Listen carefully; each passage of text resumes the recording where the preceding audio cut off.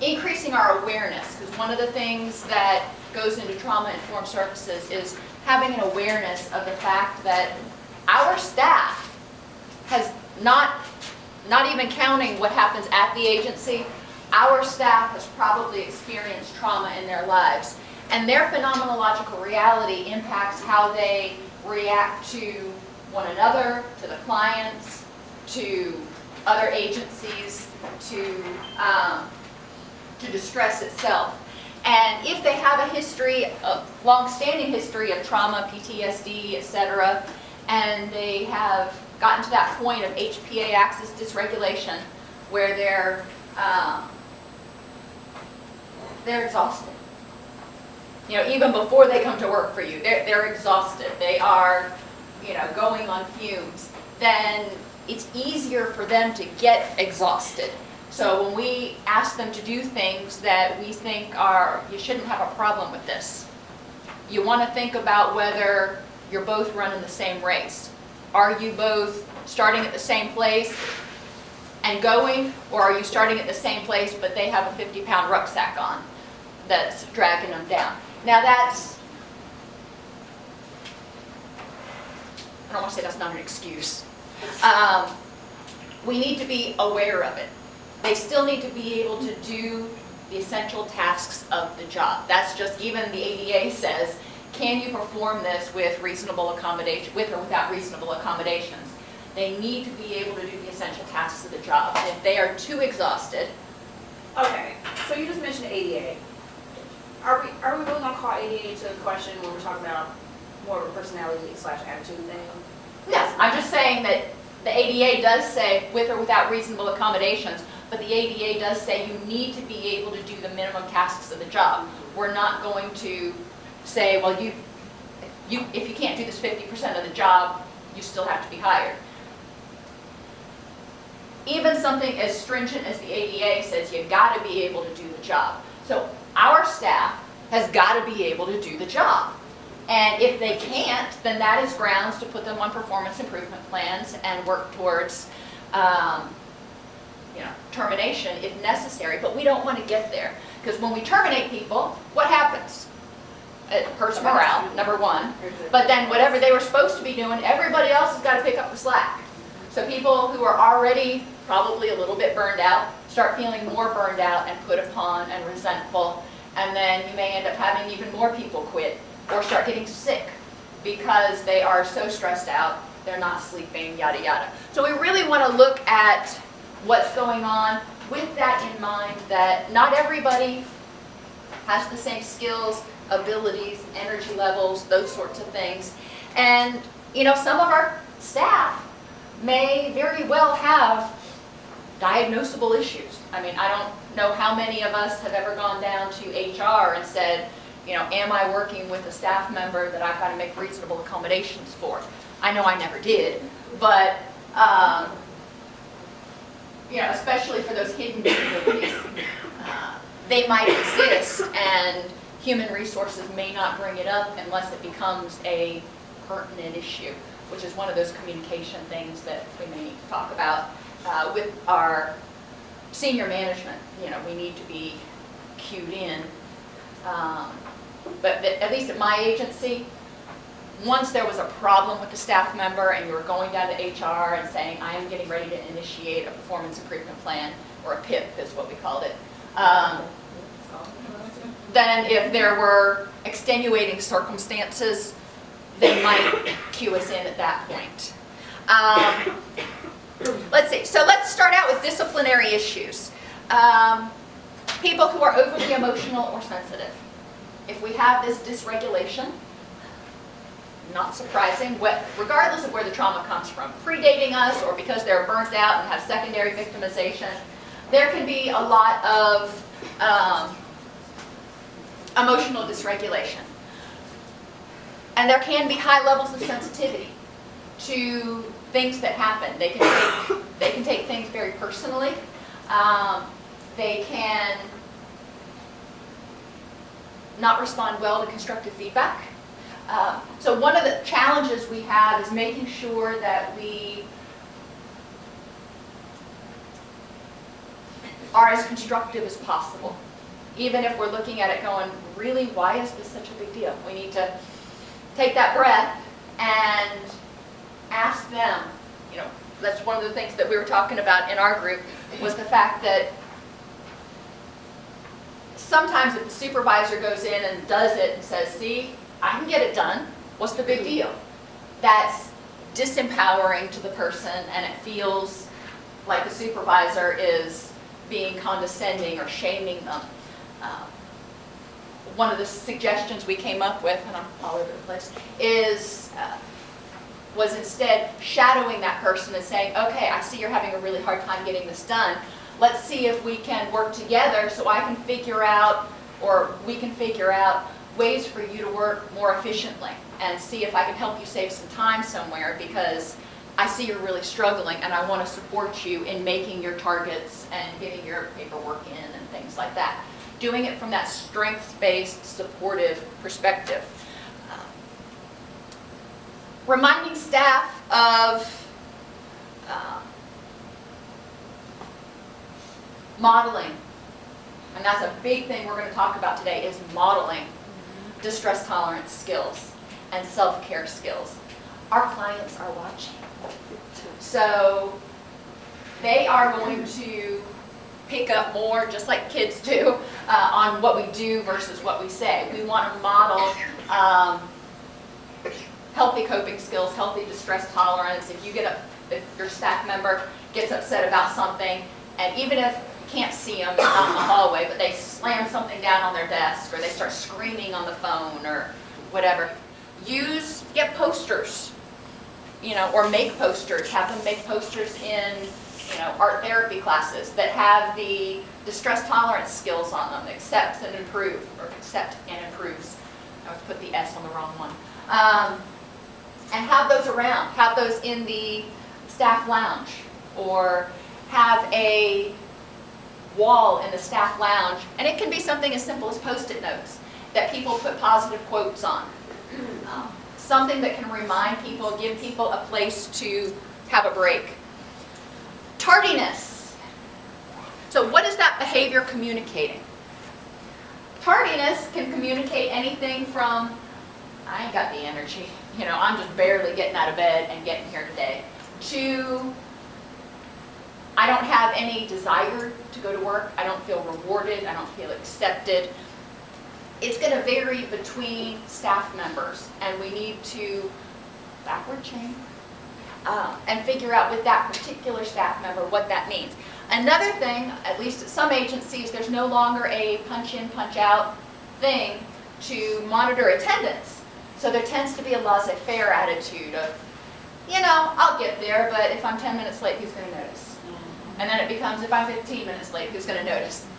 And without the punch-in and punch-out, not saying that that's the best solution. There are downsides to both things. But then if they get there 20, 30 minutes late, they could say, I was in the bathroom. I got here, at 10 after. And, yeah. And so then it becomes incumbent upon the staff member, or the supervisor, to prove that that person was late and to catch them being late. We don't want to be in that role of having to play parent and see if Junior's coming in at for curfew. We want staff to be motivated and respect themselves, the agency, and the clients enough to get their happy selves there on time, most of the time. I mean, there are going to be days where traffic is bad, or something happens. Life happens. But 98% of the time, that still leaves like 5 days out of the year that they're tardy, because there's 220 days in a work year. So, that gives them a few days to even be late. But those are things to consider for tardiness. What's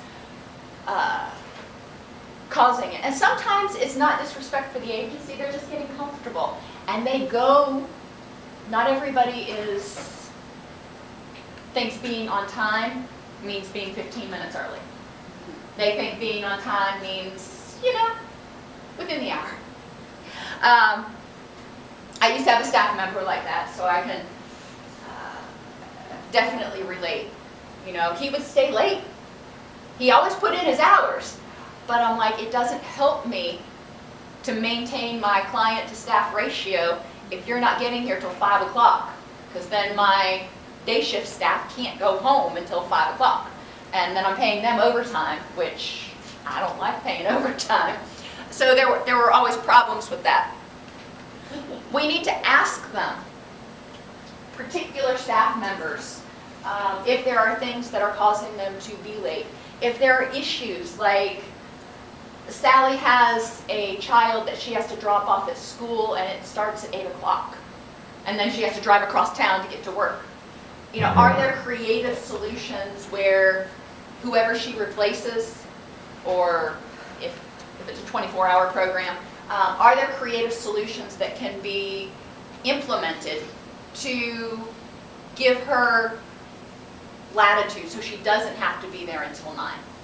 You know, can we move her clients up? Is it possible? Sometimes it's not, but sometimes we may need to do that, or do job sharing of some sort. You know, maybe somebody else steps in. You know, a lot of staff, you know, and looking at why those event things don't happen. Are they being overwhelmed? You know, that's just one other thing they got to do on top of everything else. Okay. We switched a lot of that general prep stuff to a tech staff. You know, it wasn't the front desk staff, it was a tech support, milieu monitoring person. And we had a checklist of when we go out and we do presentations, we need all of these things together. That person was able to run around like a chicken with their head cut off. So the staff person, and let's just be frank, who made a whole lot more money and was able to do billables, was able to focus on earning our billables and doing their job. The tech person, who was paid, you know, not much more than minimum wage and was not able to create any billables, was able to get this stuff together. We also had a policy in some of our outlying locations where we didn't have tech people. And if you used it, you brought it back. And we had a check-in sheet for everything. A little micromanaging, but it did make sure that everything came back and everything got checked back in after every event. And it went into a great big metal cabinet thing. So everybody knew exactly where things were. And that was one of those areas that I would check when I would do my monthly visits to the different clinics, was to make sure that everything was in its particular place and we were staffed. But like for our work, for our community schools work, it is extremely deadline driven, like almost exclusively deadline driven. And it kind of feels like the majority of our staff take those deadlines as suggestions and not as hard deadlines. And just getting them to understand the importance of why these deadlines are set, or when they're set. And then in some cases, we do disclose more information so that they understand, like top down, this is why we're asking you to do these things. And I'd beat my head just trying to figure out, like, how do I get you to understand the importance of this? Mm-hmm. And that I'm not asking you this because I desire it to be this day, because it has to be this day. There's other things are writing on it. And I don't know. And then, or if they do meet the deadline, it's like moving heaven and earth to get it done. Right. You know, so. And one of the things that it sounds like might be going on, and correct me because I obviously don't work at your organization, is they've gotten used to that culture of wait to the last minute, yes, and I will be prodded. My son's that way. He didn't talk until he was almost 2, and because he didn't need to. I was there to give him whatever he wanted. He didn't take responsibility for his own stuff when he was in high school. I was constantly like, did you get this assignment? Did you do this assignment? Yada, yada. Micromanaging more so than I should have. But when it got to crunch time and he got to college, all of a sudden, he's calling the admissions office and making sure his financial aid got in. And I'm like, where have you been the last 17 years? Encouraging them to understand, you know, obviously letting them know why it's important, but also letting them know that at a certain point you have other things to do and you can't be micromanaging, and there are consequences for misbehavior. We don't want to have a fear-driven environment where they're afraid they're going to get fired, which is this nice little balance beam you've got to walk. Letting them know ahead of time what needs to be done, why it needs to be done, making sure they have the resources they need. And then, since it already is that culture, there will be a process of scaffolding where, you say, okay, maybe you let them know a week out that something has to be done. And then you follow up with them 2 days before and let them know what needs to be done. And kind of wait till the end to make sure that they've gotten it done, and save that last little kick in the butt unless you really have to do it. And if they do it without having that last little kick, profusely recognize that how awesome it was that they got there, you got feedback that everything was on time and it went wonderful, and that was great. And then hopefully you'll get to the point where you don't have to keep prodding them as much. Get them to the point where only prod them as much as you have to, instead of feeling like you've got to keep double checking and micromanaging, because that's exhausting. I don't know how many staff you have, but even if you've only got like 5 or 8 staff, that's exhausting to do on a daily basis. Bless you. Lack of senior management understanding also comes into time management. And, hopefully senior management wanted you to be here. So hopefully they're going to reflect on some of the challenges that middle managers face to a certain extent when they get, when we email out the summaries of what we've been talking about. But it's important that senior management be on board.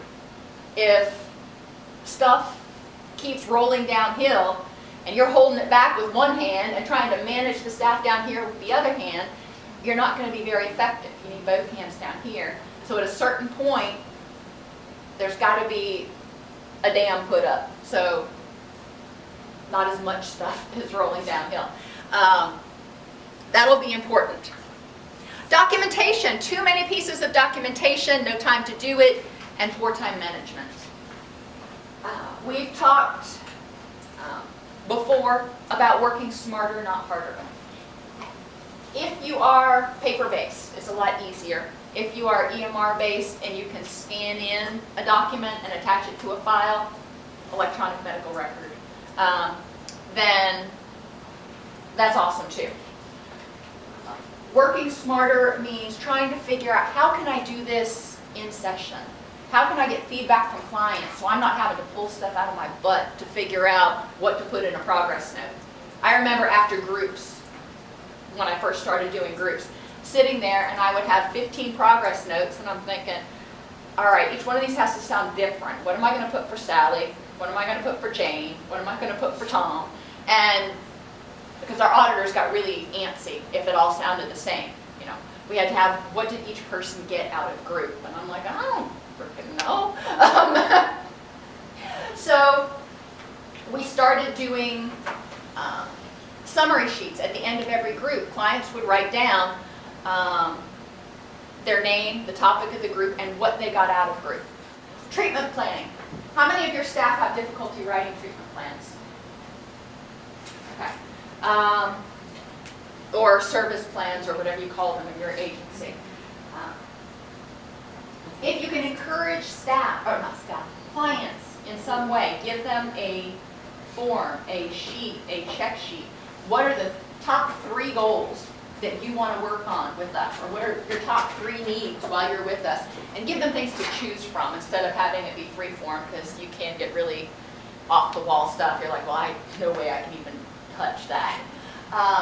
But identifying common treatment plan goals, service plan goals that you have on a sheet and have them check off which ones are most important to them. Have them identify what they've done in the past that's helped them achieve that goal, if anything, what they think might work, and like we were talking about yesterday, empowering clients to have a voice also takes some of the pressure off clinicians. So we're not sitting there going, well, how do I individualize this treatment plan? I don't know what works for Jane. We expect people to get upset sometimes. We expect people to have bad days. Go figure, we expect people to be human. But we use it as an opportunity to develop self-awareness and skills. So when we do our, I hear that annual evaluations are coming up. And that's always a fun time. Because a lot of times people get constructive feedback that they didn't want to hear. So they may be disenchanted, they may be upset, they may be downright snarky. And we want to use that as an opportunity not to say, oh, this will pass, but to encourage self-awareness and the use and modeling of emotional regulation skills. As middle managers, talking about feeling safe emotionally and physically and occupationally, we need to feel safe being able to say what we need to say without worrying that no matter how nicely we put it, how big of a smile we have on our face, that we're going to get reported to HR and written up. I mean, for staff, a lot of times it is the, you do this or you're going to be fired. For supervisors, a lot of times the phrase at the end is, or I'm going to report you to HR. And nobody wants to get called to HR. Even when you got a great HR department, it's a challenge. And we need to be able to communicate honestly and openly without the other person feeling attacked and without us having to feel defensive. So we do need to use it as an opportunity to develop those self-awareness skills. And before we go into doing this, you don't want to just keep going like everything's fine and the same thing we've been doing, sit down, and then all of a sudden drop this bomb. Okay, you're getting upset. Let's practice some emotional regulation skills. That ain't gonna fly, probably. It's important to introduce this concept to your staff ahead of time and say, I recognize that there are some problems with morale here. I recognize that there are some challenges that you're facing in getting your work done, in meeting expectations, and all these other things. I actually have heard you, even if you don't think I've heard you. I've heard you. And, I want to know more about that. So I'm creating safety, hopefully, for you to eventually start communicating. But in order to do this, this is our new culture. And anytime we ask somebody to adopt a new culture, there's going to be some growing pains. It's going to take some time. But let them know ahead of time, this is what we're going to talk about. We really want to focus on each one of us becoming more aware of more mindful of ourselves and mindful of our impact on staff and others. I know this is all easier said than done. That's not lost on me. LOSS is the next part of the acronym. Making sense of, accepting, and envisioning the future in the face of loss, and being aware of when prior losses are triggered. This could be the loss of a program. This could be the loss of a staff member who got transferred or a position that got canceled. This could be a loss of the way it used to be. This is how I've always done it, and now all of a sudden you're saying we have to do it completely differently. That's a loss, because people are now having to go through change. Change is hard, change is threatening. When people lack a sense of emotional or physical safety, they begin responding from a place of fear and self-preservation. The organization may generically seem safe, but still may trigger traumatic memories from employees or clients' past. So thinking about things that happen. at your organization. Thinking about the staff member who grew up in a violent household, and then a client gets angry and has an outburst. Does that trigger the staff member? Thinking about how the way we respond, do we evoke any transference reactions from staff based on, their family of origin or their prior history? I'm sure we trigger something, We're human. They're going to have some feeling, even if it's responding to us based on how they've interacted with other supervisors. It may not be anything, worse than that. But their prior learning does impact us, or impact them, and impact the organization. We need to ask staff, flat out, because they probably have never thought of it in terms of safety before. Ask them, what makes you feel unsafe here? What makes you feel anxious about the job, about the organization, about the clients? Let's look at what's keeping you from feeling unsafe. What makes you feel unsafe about communicating with me? About whatever. And there are different ways to do it. You have to figure out where you're at with your staff.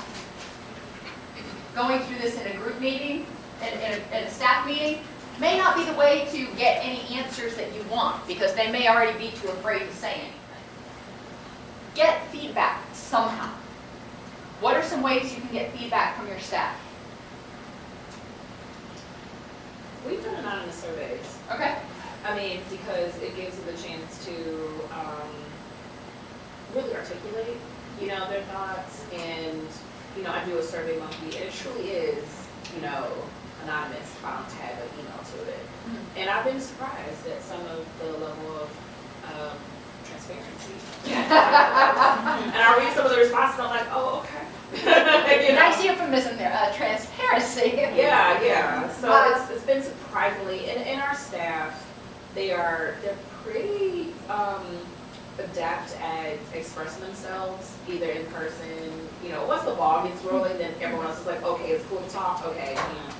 So I think we're kind of lucky in that regard. But I also do try to channel that with, don't just voice your concerns to be voicing them. Please provide some solutions, provide some suggestions for improvement also, because I can't do anything with just a gripe. But if you have a constructive corrective measure, let's talk about that. So I want them to be their own change agents in finding solutions.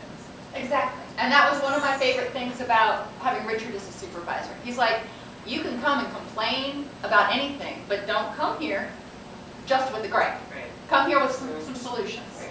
And that way I can know that you're trying to solve it. You're not wanting me to do your job for you. I think what he said one time. But then on top of that, I also recognize, or we try to recognize as supervisors, that the solutions we come up with may not still work for you. And so it has to be something that's feasible for you and how you perform and how you need to perform your job.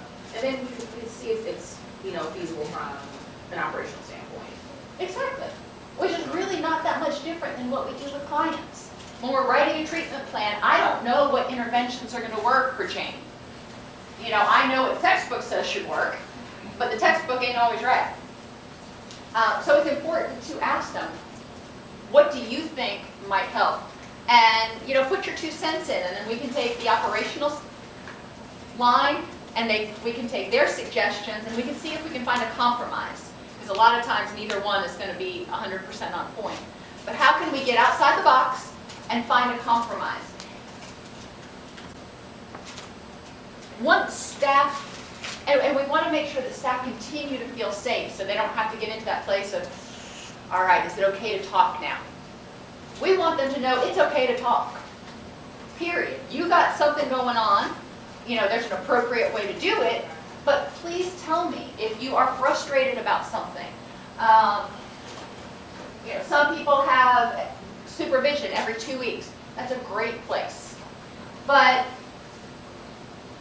encourage staff to keep a log of concerns and challenges and stuff that they face, and solutions for them.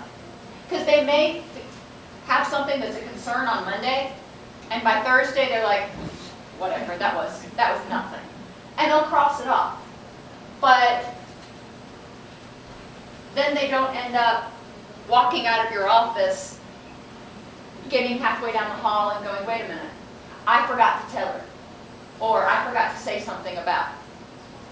And they feel like they're getting heard because we can look at the checklist and we can just go cross them off. I said, let's go through them one at a time. Let's talk about the first one. And again, what are your solutions? And then we can figure out how to, oh gosh,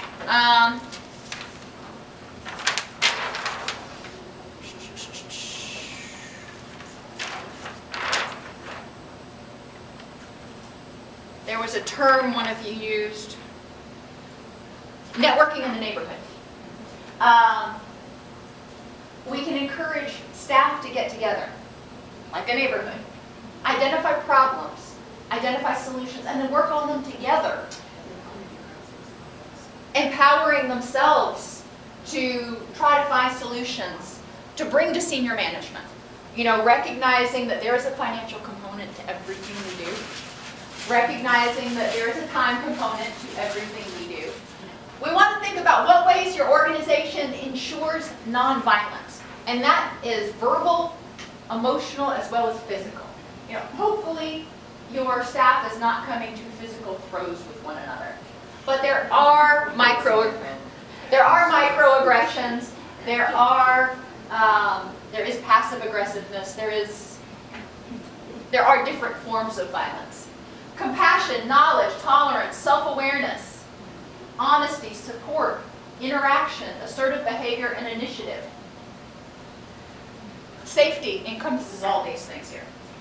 Freedom from constant conflicts. I heard that a lot when we were going through this, that there's a lot of conflicts between departments and there's a lot of changing expectations. So freedom from conflicts, where they're not feeling like they are getting between people, or feeling like they've got to choose sides, or feeling like they've got to fight for their office, they've got to fight for their resources, they've got to fight for. Freedom from abuse, isolation, lack of empathy. Heard that one a lot. And that's not just from you. You know, you can empathize until the cows come home, but if it's clear that you get it, but senior management still doesn't, and senior management still doesn't appreciate, then it's going to be hard to, you know, get them to feel appreciated. Because there's always that potential or that idea that voice is out there saying, nice but not quite. Gossip is a big one. Gossip is just very toxic. Poor boundaries and the blame game. Blaming staff for why things didn't get done. Blaming supervisors, blaming senior management, blaming clients. You know, I didn't make my billables this week because 5 of my clients didn't show up, because senior management made me go to this committee meeting and this other thing, and because, you know, yes, that may all be true. However, those aren't surprise. Well, the no-shows may be a little bit of a surprise, but we do expect a certain percentage of no-shows. So figuring out how to make that work. I hear some agencies are getting ready to increase billables. And a lot of staff is already not making billables. So that's going to add to discontent.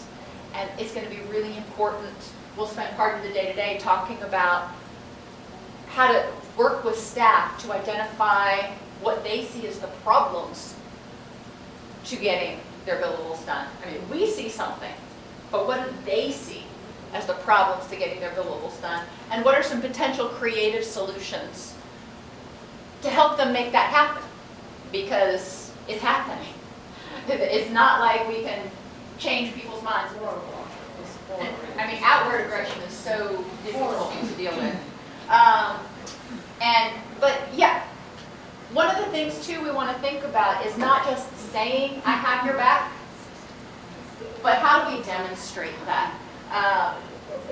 Because it's great if people take you at face value, but a lot of times you build up a reputation. And before I even started working as a supervisor, I had worked, under Richard for many years, and I knew that when he said he had your back, he had your back. So I knew that I could trust that.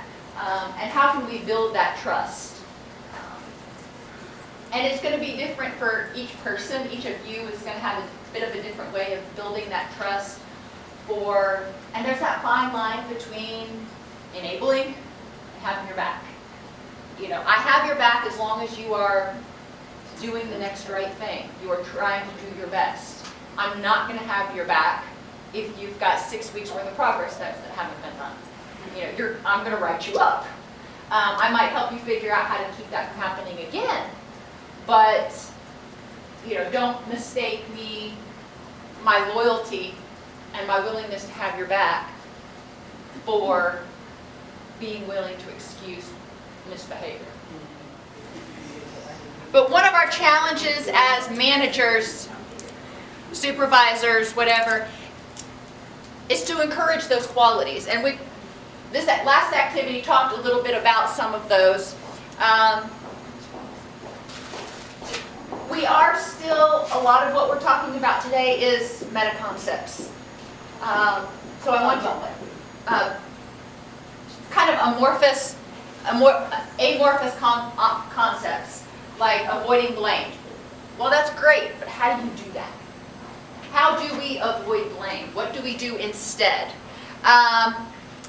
For conflict management that integrates multiple views and is emotionally well-regulated, there's 3 things there. So we do want to avoid blame. Part of that for supervisors means we need to set a hard line in the sand, so to speak, that says this is a safe space.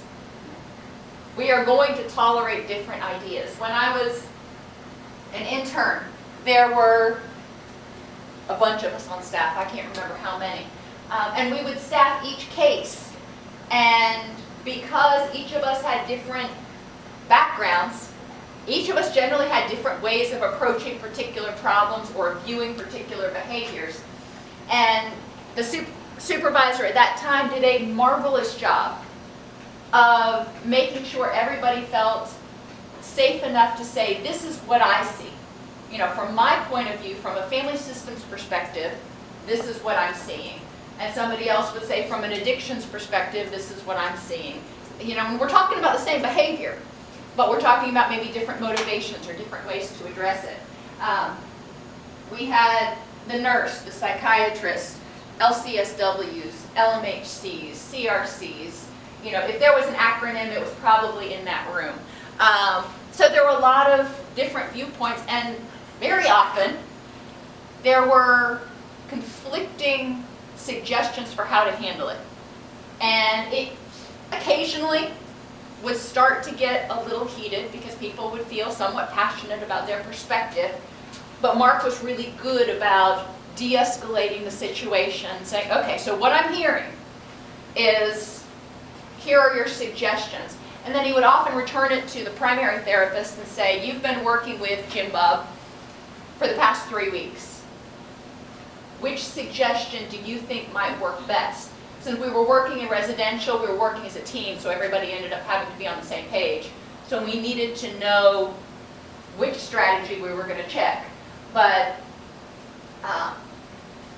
Mark was also very good about making sure that everybody had a chance to voice their suggestions. And even us lowly little interns who hadn't gotten our degrees yet, occasionally we would have an idea. And that's what fresh eyes can do sometimes. We might see something and go, but I don't understand. Or what I'm seeing is, and the staff was very receptive. They treated us, the interns, with the same respect that they treated each other, which was really nice. And that's one thing to integrate multiple viewpoints, is to create a place where people are encouraged. The first part of the discussion is, let's just have everybody's ideas. Let's put it up on the whiteboard, let's do whatever we're going to do, and let me just hear everybody's ideas. Don't censor it. I mean, obviously don't be inappropriate, but don't think, well, that's a stupid idea. If you've got an idea, let's put it up there. It may not work. You know, we're going to brainstorm here about what we think the best solution would be. Encouraging people to talk, and that gives them multiple viewpoints. And then when you're deciding which one to choose, the emotionally well-regulated is a time like Mark would do, and he was so adept at it. You know, it was one of those things he did without actually doing anything. He just had this presence where he would just take a breath and he'd say, okay. You know, people would be raising their voice, and he'd raise his voice a little bit louder, and he'd say, okay. So what I'm hearing is, and as he was talking, I reflected on it later. It's not something I noticed then, but he would drop his voice, and he'd say, so. And then he would summarize, paraphrase everything that he had heard, and then give the responsibility back to the primary to make a decision. Or if it was something that he had to make a decision about, he'd be like, so I've heard all your viewpoints, and you know, I'm taking those into consideration. This is the decision I'm going to make, or I'll take that under consideration and I will get back with you, because I want to have time to think about it.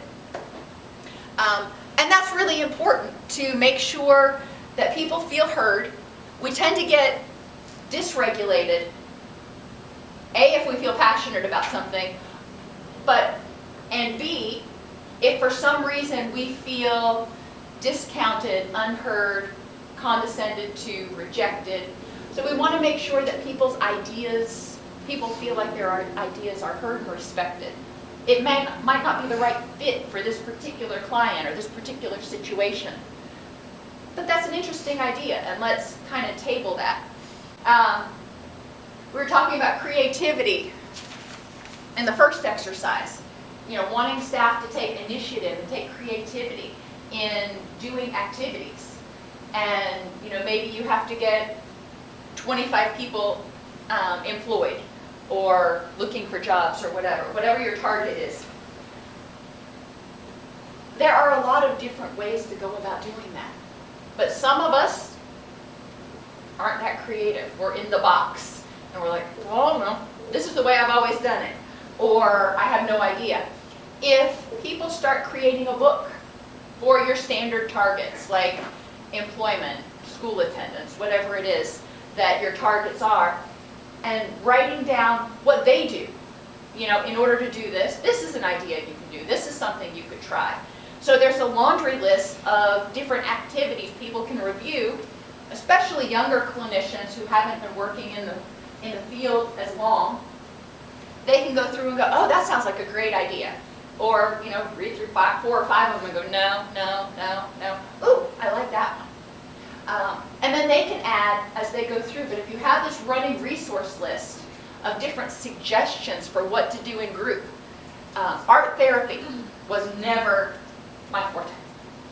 But until I started, you know, having to do it, and I would go online and I would find different art therapy activities that people are doing. So now I've got a resource list of like 45 different art therapy activities that I can do with people, and I know how to modify them for grief, for trauma, for depression, for anxiety, for, you know, pretty much any presenting issue that I might use. But it's nice to have that. I like having that resource list, so I don't feel like I've got to, you know, fly by the seat of my pants when I walk into a group.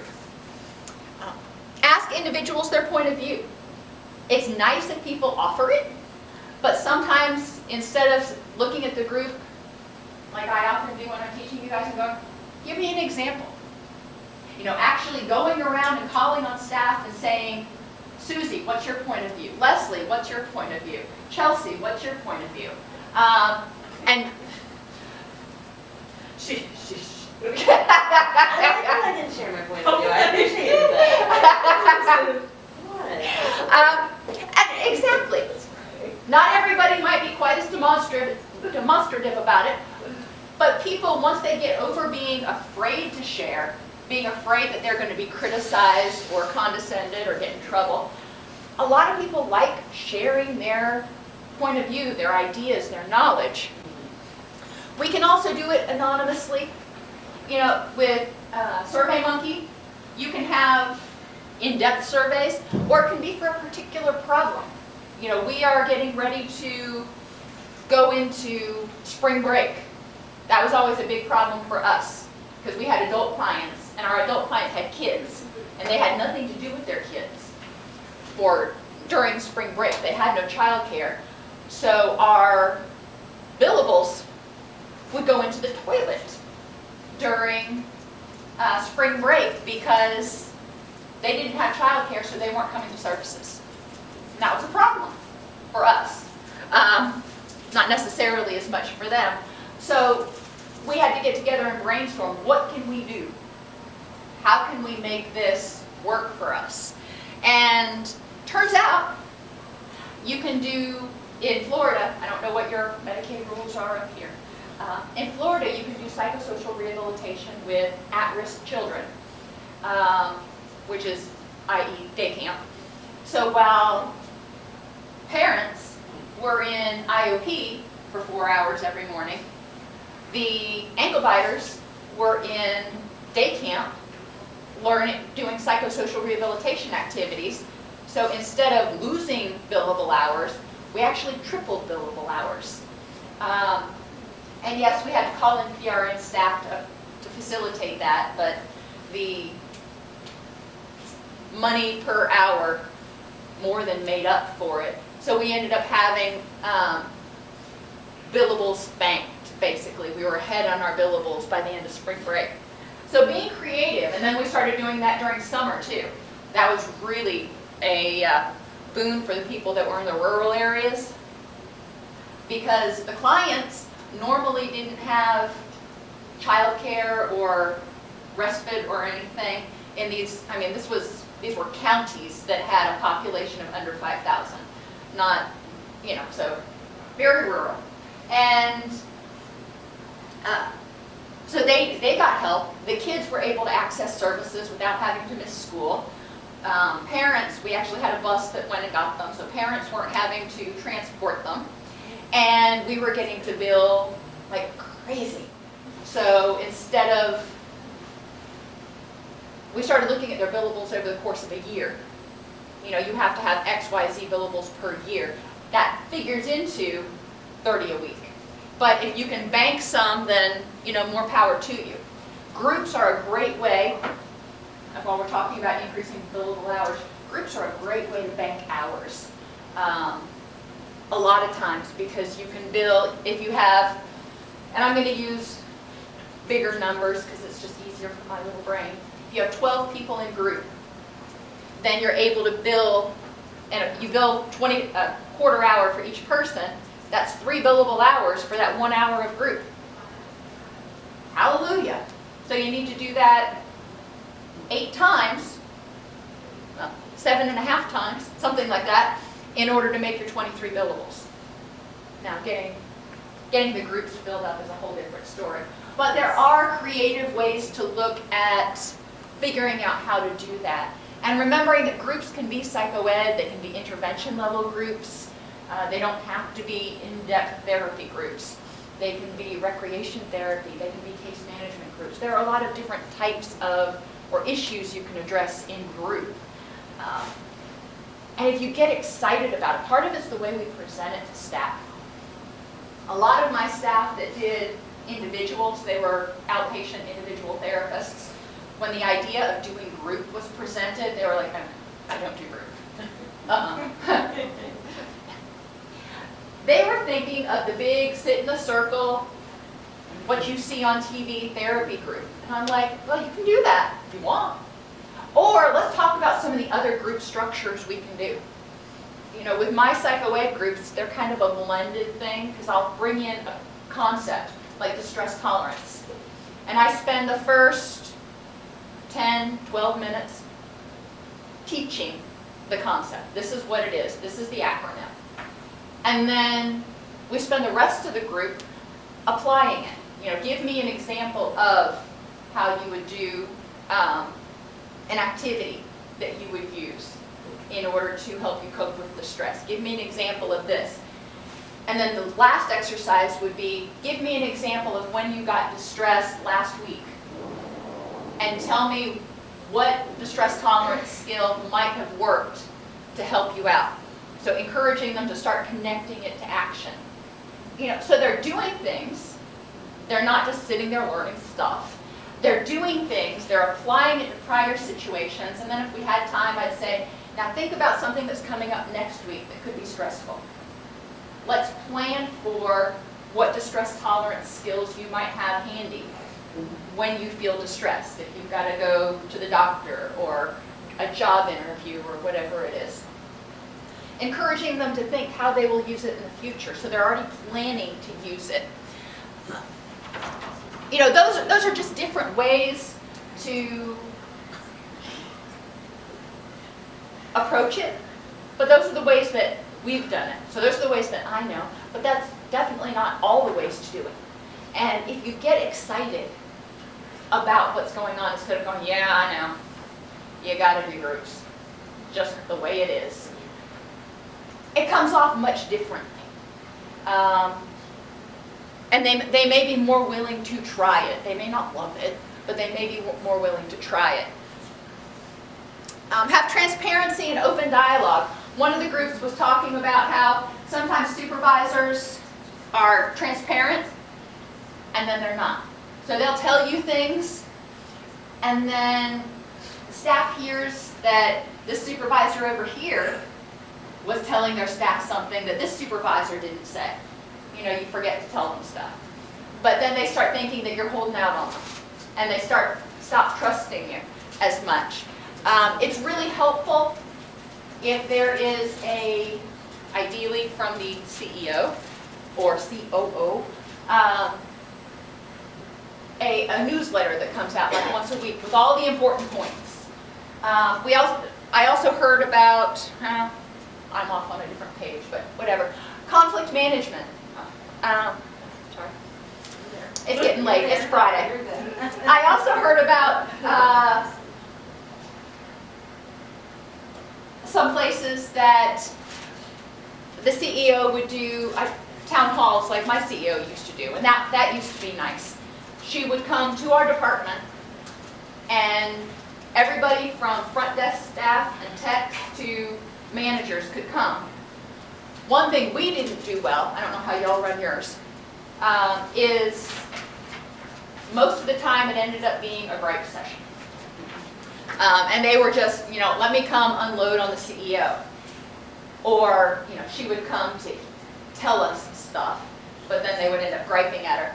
And if I were to do it, I think in retrospect it might be helpful if, just like I did in staff meetings and I do with clients, I want you to tell me 2 things that are going well right now. And then tell me your gripe. I'm here to hear your gripe. I'd also like to know your solutions for your gripe. But I also want to know 2 things, at least 2 things that are also going well. Make sure to offer, for conflict management and regulation, make sure to offer training that's trauma-informed.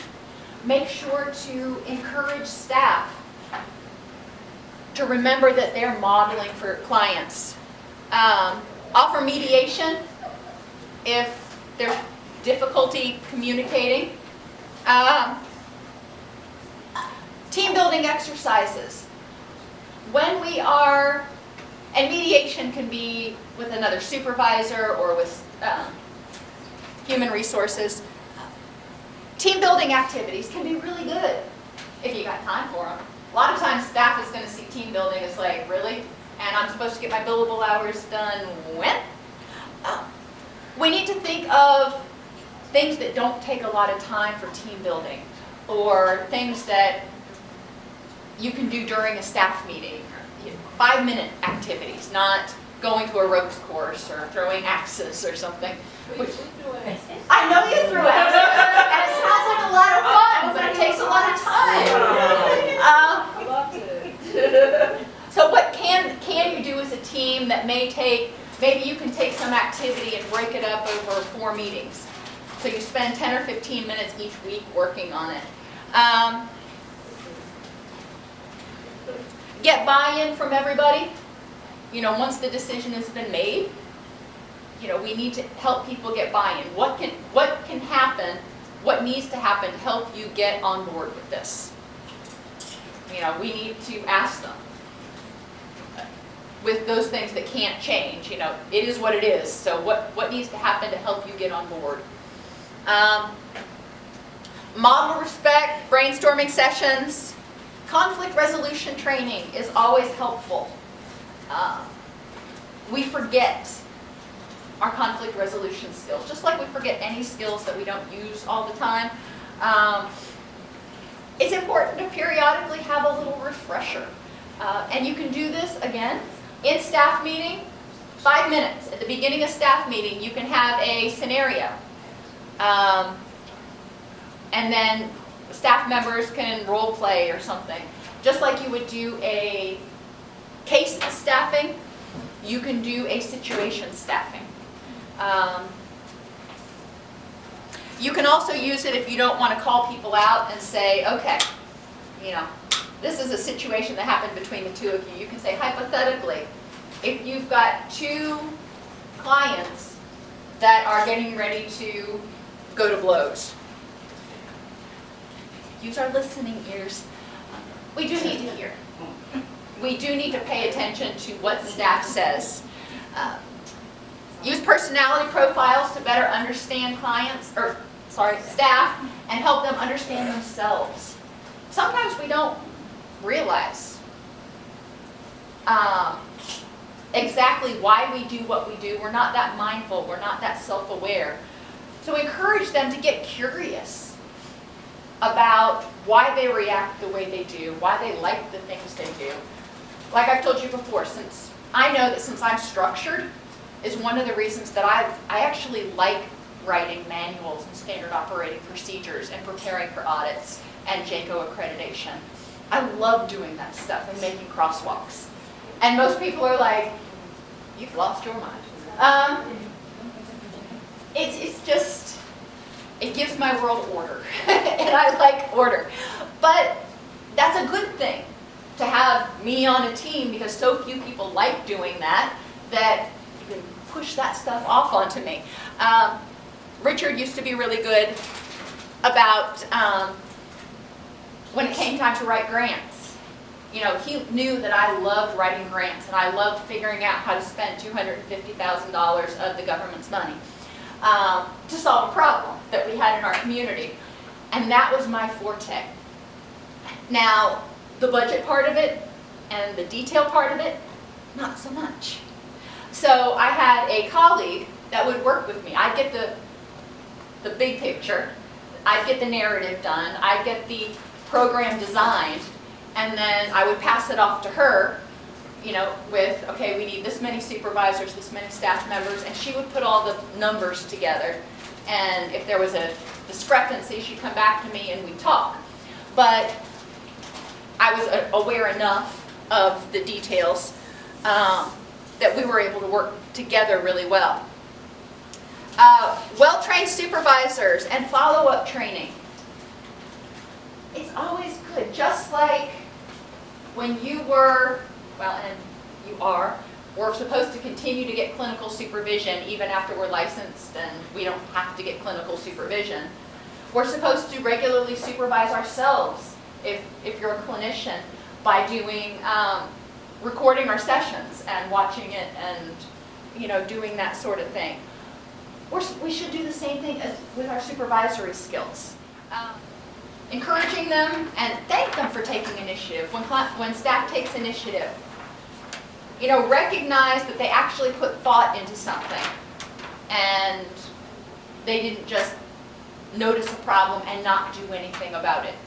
Even if it's something simple, like the toilet in the front bathroom keeps running out, or toilet paper in the front bathroom keeps running out, and staff decides that here's what we need to do to make it stop happening so people have pee in the bathroom. Put 2 rolls in. There you go. Trust them and trust the process. This is so true. Change doesn't happen overnight. So we do need to trust in staff to do the next right thing as they see it for the client at that particular point in time. And if they make a decision other than what we think we would have made, that's fine. Have them clue us into what was their rationale, what was their thinking that led them to that, because we weren't there. We only know, we're armchair quarterbacking. And that goes back to what we were talking about earlier, making sure that they know we have their back and we trust them to make the best decision in the interest of the client. Have clear measures of accountability. It has to be done. You know, ultimately, we have to be held accountable or we won't have jobs. Have clear deadlines, expectations, and scope of work to assist self-directed work. Yeah, not, I need this pretty soon. I need this by Friday close of business. Not, can you get this to me when you get a chance? No, I need this to me by the end of the day today, because you ain't never going to get a chance. So being clear about what your expectations are and having a clear job description. And when you go over the performance evaluations every year, going over what they're expected to do and where they're falling in terms of meeting that objective or not. We know what the CEO is seeing and hearing and expecting, and it's important for the C-level executives to acknowledge when staff says, there's a problem down here, here are some potential solutions, we'd like to see this happen. It's important for the senior management to not only acknowledge that there's a problem and solutions were put forth, but to respond to them and say, you know, I hear this is a problem, this solution might work, or this is where we're at in trying to address this issue. Loss prompts a grieving and reorganization process, and staff can lose idealism. You know, they get in, they think the job's going to be one thing, and it turns out to be something else completely. Loss of hope. They lose their belief that they have the ability to make a difference. Loss of faith in humanity. They hear all this stuff day after day after day, and they're like, how can one human being do this to another human being? I don't get it. Or why aren't these other professionals in other organizations willing to help? I don't get it. If we can't play nice together, if we can't work towards the same goal, what's the point? Loss of a friend. If a coworker quits, is fired, dies. Loss of community. If they're transferred, willingly or unwillingly, from one department to another, because of transfer, reorganization, something like that, you lose your friends. You know, when I was transferred out of residential over to outpatient, I missed my residential family. You know, I missed the people that I used to work with that, you know, I'd worked with for 8 or 9 years. Even though they were 150 feet away, we were in completely different buildings, and we had no reason to go to one another's building. And I had to create new community with new people. Okay, that's fine, but it was a bit of a loss. You know, it was a little sad. So we do want to recognize when staff is going through a loss process and help them grieve it. We'll help them recognize it first, and then help them grieve it. And the first 3 are really common in human service workers. And we want to make sure that people recognize that in themselves. You know, thinking back, I can identify kind of the time frame when I lost my idealism. You know, I got it back, but I can identify the time frame when that initial idealism and wide-eyed enthusiasm was just like, oh. And thankfully I went to Mark at that point in time, and I was like, I don't see the point. People graduate, 3 months later they're coming back through detox. I don't know what I'm doing here. I don't feel like I'm making a difference. And, you know, long story short, because we're short on time, he said, all you can hope to do is plant a seed or move them one step closer to recovery. They've been doing this their whole life, or 20 years, or whatever. You can't move them from pre-contemplation, I don't have a problem, to hallelujah, I'm going to change my life in 30 days. but I want to. And he said, well, that's nice, but it ain't going to happen. And as long as you hold on to that, you're going to be frustrated.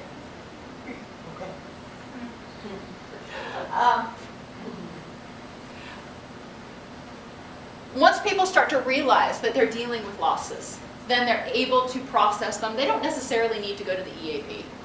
A lot of times people can process it on their own, but they need to be aware of it first. Sometimes things occur that obscure people's ability to foresee a meaningful future with the organization. Supervisors need to keep people fully informed of rules, procedures, activities, and schedules, while being mindful that people who are overwhelmed may have difficulty processing information. Write it down, please. Send it in an email. Or do something where you can make sure that people can go back to and look at it. Because if you tell them in staff meeting, they may hear it, and before they get back to their office, they done forgot it.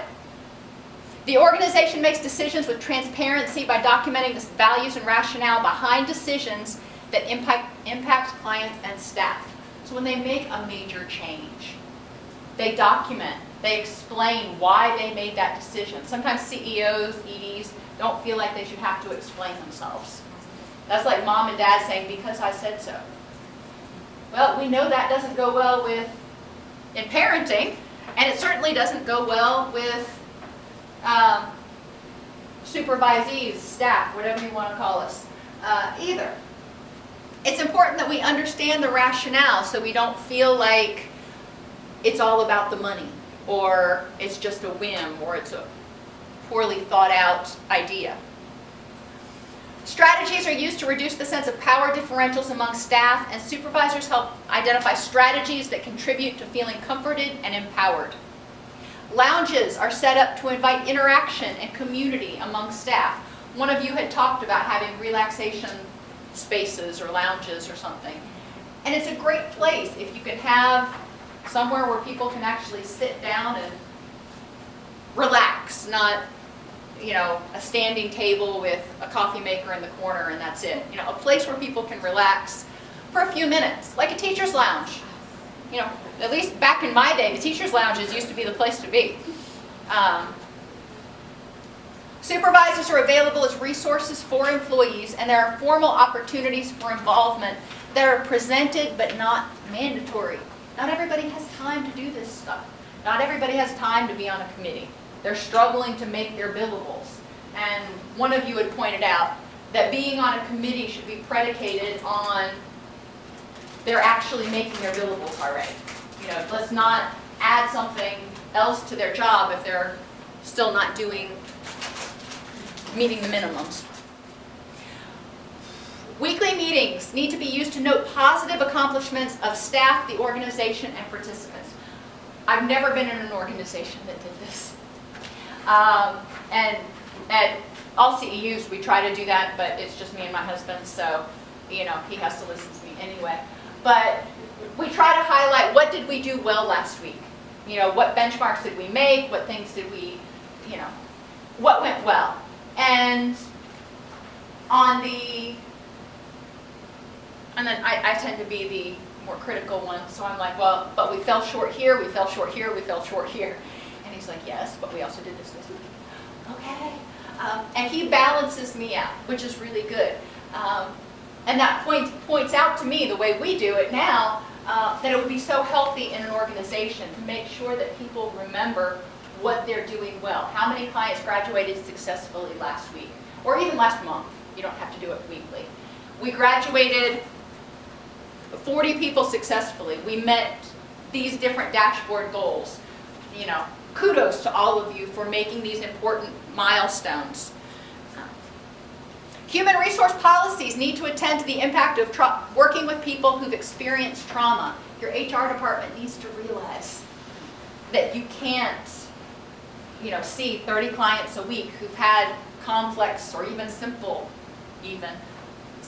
trauma, and not burn out. It just doesn't happen.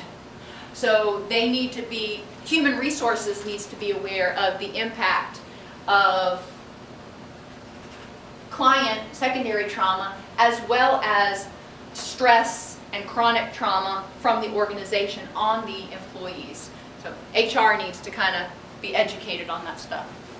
May I ask, are you approaching this whole staff retention model on the predicated notion that everyone has experienced some degree of trauma? Like, that's just a baseline. Like, the extent of it varies from person to person, the response to it varies from person to person, but we've all experienced trauma, and this is how you deal with it. Or, you know, some people have experienced trauma, and for those, this is how you can deal with these. And some people, you're just, okay, you know. I personally believe, and the Bloom asserts, that the lion's share, I mean, we can't say 100% about anything when we deal with humans, but the lion's share of people have experienced trauma, ACEs, or some other kind of trauma. Whether it caused traumatic injury or not, we don't know. Like you said, our responses may differ, but we've all encountered experiences in our life that were traumatic. And it's just important to recognize that everything that's happened to us since the time we were born impacts our perception of events. Good, bad, ugly, indifferent, whatever. It molds the way we view things and the way we react to things. And we need to understand that when we're working with different people. Just because I don't see something as particularly problematic doesn't mean that some of you do or don't. You know what I'm trying to say. And that's where that transparent communication comes in. As a supervisor, I may not have a problem with this particular rule change or programmatic change. And I can, no problem, I can see how I would do it, no big deal, da-da-da. But then other people may have not experienced similar situations, and they may see it as, oh my gosh, what am I going to do now? So we need to be aware, and we also just do need to recognize the impact of chronic stress from the environment. All right, so let's think about some complex problems that occur in organizations. Low motivation and job satisfaction, interpersonal conflict, inadequate training, excessive caseloads, and insubordination. Complex problems is not simple. Low motivation is not caused by the same thing for everybody. And it doesn't just impact that person. If I'm not motivated, well, okay. How does that impact my colleagues? It's contagious. Well, it's contagious. And if I'm not motivated to pull my weight, they've got to start pulling some of my weight for me. And that's not good, because they're going to start getting overwhelmed and resentful, or my boss is going to start getting mad because I'm not pulling my weight. So it affects other people in the organization. If I'm not motivated, I'm not wanting to be there. How does that affect my work with clients? When there's issues in the workplace, identify the issues and be clear about what the problem is. Low motivation. Is that a clear goal statement or problem statement? No, I have no idea. That's like, you're sloppy, you're messy. Walking into my kid's room and go, this place is a mess. He's looking around going, come on, kid. We need to be objective. Low motivation, as evidenced by frequent call-outs, lack of completion of paperwork, yada, yada, yada. Specifically identify what the problem is. Your staff can't correct the problem if you just say your work is inadequate or you seem to have low motivation. What is making you say that to them? So be specific. It's important to understand everyone's interests in the situation, and interest is probably not the right word, but that's the word she used. What is their stake in the situation? Why is their motivation low, or why is their motivation not high, and why do you care? And they need to understand why it's important for you, for them to be motivated. And you need to understand why they're not motivated and how you can work together to increase that motivation again. List the possible solutions, evaluate the options, select an option or options, document the agreements, and agree on contingencies, monitoring, and evaluation. So this is hopefully short of a performance improvement plan. Hopefully, I used to call these corrective actions because, HR wasn't involved at that point. I've identified a problem, I've pointed it out to the person. This is kind of where we start with verbal counseling, and they write a corrective action. Oops. We want to encourage democracy. So regularly elicit feedback about perceived problems and solutions, encouraging input from all stakeholders. So if there's a problem, now all stakeholders, that's not just staff. That's staff, that's supervisors, that's front desk staff, that's clients. If we change this procedure, how is it going to impact you and how will you feel about it? Share your understanding of the problems with the team, which often includes clients. Talk with them about, okay, so what I'm hearing is, like when they decided to put cameras in all the group rooms. That made staff very angry, that made clients very angry. There was an uproar when they decided to do that. So it was important to elicit feedback about this problem. What is it about having a camera videotaping you while you're in group that's bothersome, which shouldn't be difficult to understand from a confidentiality perspective, but okay. And a lot of these people, this was a very trauma triggering issue. I am being watched, and the fear was they're gonna take what I say in group and use it against me, to take my children away, to get me thrown back in jail, to do whatever. Because that had happened to them before, in some way, shape, or form, probably. So it was important for them to be able to speak their mind, and for us to be able to say, okay, we hear you, and paraphrase that we did hear what we heard, and come up with solutions to the problem. Which it did take a little bit of working, but finally senior management agreed to take them out of the group rooms and just leave them in the hallways. Because the only reason they were there was for safety. And we were like, well, we've never had a problem in the group rooms. Why don't we just keep them in the hallways? That way we're not making people feel like they're under the microscope. Recognizing which staff has which emotional intelligence strengths is really important. Most of your staff is not going to have all of these. They're going to have some, maybe the lion's share, but it's important to recognize where their strengths and weaknesses are, and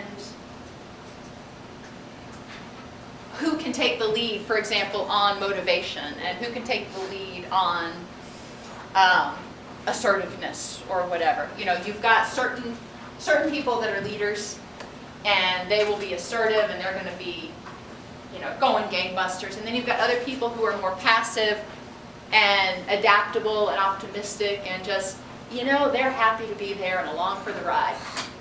Recognizing that and recognizing their strengths.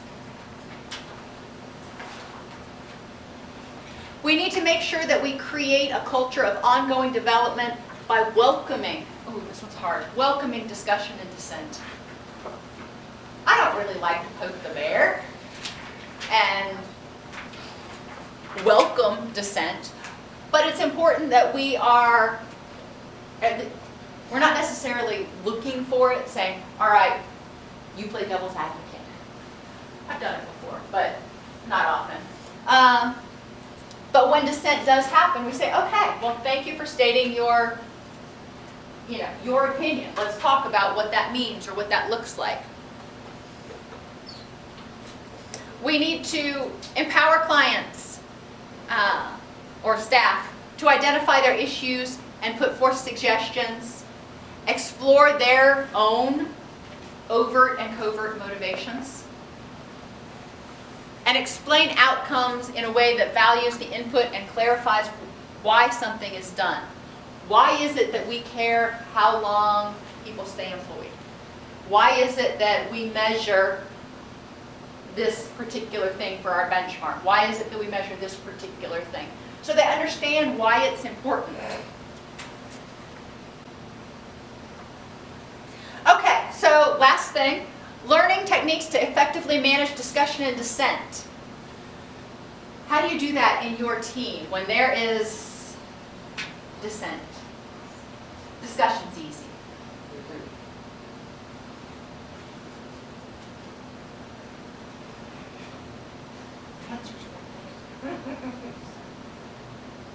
Some of them. I'm sure there are others, and I would love to hear them. You can put up a pro and con list. You know, if there is a particular area where there is dissent about, like how we should handle a particular situation or whatever, putting it up on the board, the pros and cons. Decisional balance activities. What's the benefit of change? What are the drawbacks to change? What's the benefit to staying the same? And what are the drawbacks to staying the same? You know, let's put it out on paper. Simple active listening can be helpful. Sometimes when I would have to increase caseloads, you know, staff would not be happy. They'd go from, in residential, mind you, because I'm going to say some numbers and you're going to go, what? They'd go from a caseload of 8 to a caseload of like 12. And a 12-person caseload in residential with co-occurring disorders actually is a pretty heavy load. And they would get upset. Or there would be people that had different numbers. I'd have somebody that had 8 clients, and then I'd have 4 other people that had 12 clients apiece. And they'd be like, but my rationale when that happened had always been that person with 8 clients has 8 complex clients. You know, they've got their hands full with those 8 clients because those 8 clients need extra sessions, extra work, extra whatever. So I always tried to balance out the intensity of the caseload. It may not be the same number, but I tried to keep the intensity the same. But yeah, if they had an issue with it, I could explain why there was a difference in caseloads. I could explain why I asked one staff member to do something and not another one. Model and teach effective communication skills. And it's, you know, we need to model, I feel that this is fair or this is wrong, or actually those aren't feelings, thoughts, but because. Remember, the self stands for safety, emotional and physical, for staff. Emotional management doesn't mean not having them. It doesn't mean everybody's always happy. It means we expect people. I mean, they are in this, it's their livelihood. They spend, you know, a lion's share of the week there. They're going to have days where they get emotionally dysregulated. It could be because of something at the office. It could be because of something at home. But there are going to be periods of emotional dysregulation. And we need to use it as an opportunity to develop awareness and skills. And we want them to be able to envision the future and try out new roles, remembering that change is constant. So we need to be able to flux a little bit. I don't like change. You know, I've said that. I tell my staff that. I don't like change. But I recognize that it has to happen. And I have to be able to figure out how to adapt, which is where having good colleagues, you know, colleagues that like change and can say, okay, well, cool, this is an opportunity to figure out how to create something a little bit new. Okay, that's scary to me, but okay. And we go into it together. Just like when you hire a new staff member, you know, that's change. And envisioning the future with that person on your team and figuring out how to make it work is going to be something that you're going to regularly, unfortunately, have to do. Are there any questions? I know. I know, you're tired. No, like you too, you're like, ooh.